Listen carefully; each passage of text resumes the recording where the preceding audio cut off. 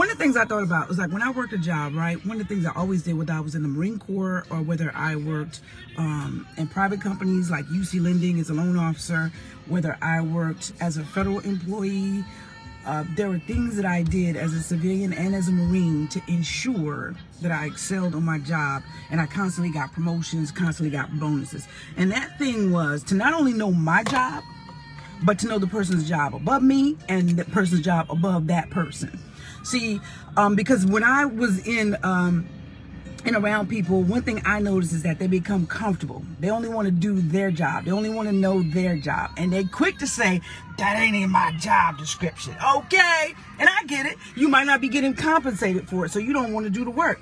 That ain't in my job description. But why don't you make it in your job description and learn the steps of the knowledge of what your supervisor knows, then learn the knowledge of what your supervisor knows, so that you will always be significant, and then you can command your salary. And if they don't want to pay you what you're worth, you can always pick up and relocate.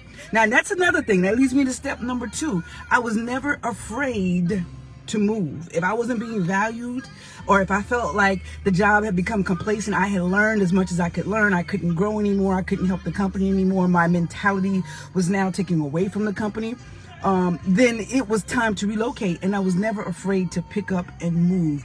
Don't be afraid to move. There is growth in movement. There is life in movement. So I was driving and I wanted to share those 2 tips with y'all. Like, if you want to excel in your job, man, do 100% your best at all times when people are looking and when they're not looking.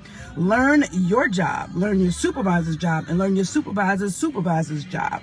And just know this thing like the back of your freaking hand. And number 3, if you feel like you've worn out your time, or if you feel like you're not being valued or compensated enough, pick up and move.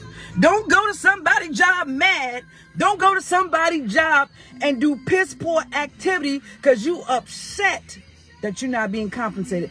Baby, pick up and move and go where you are compensated and appreciated and celebrated. But don't bring your funky attitude up in there around the other people, contaminating the work environment. All right, so those are my 3 tips, real quick. 3 tips is know your job, know your supervisor's job, know your supervisor's job. Do 100% at all times. Number 2, if you are not being valued, don't be afraid to pick up and move. There is life in movement. Number 3, do not go up in there with a funky attitude. If you don't like where you at, then pick up and go. Don't contaminate the environment. Ooh, I'm just trying to tell you. That's how I was able to excel everywhere I went. I got good reports everywhere I went. People literally cried whenever I left because they knew that they were losing somebody special. And those are the values that my father and my mother instilled in me, and the Marine Corps just took to another level. And I'm telling you guys, because so many people lack great work ethics right now, if you do those simple 3 things, you're going to stand above the crowd. My name is Salondia Hammond with SueHam.com.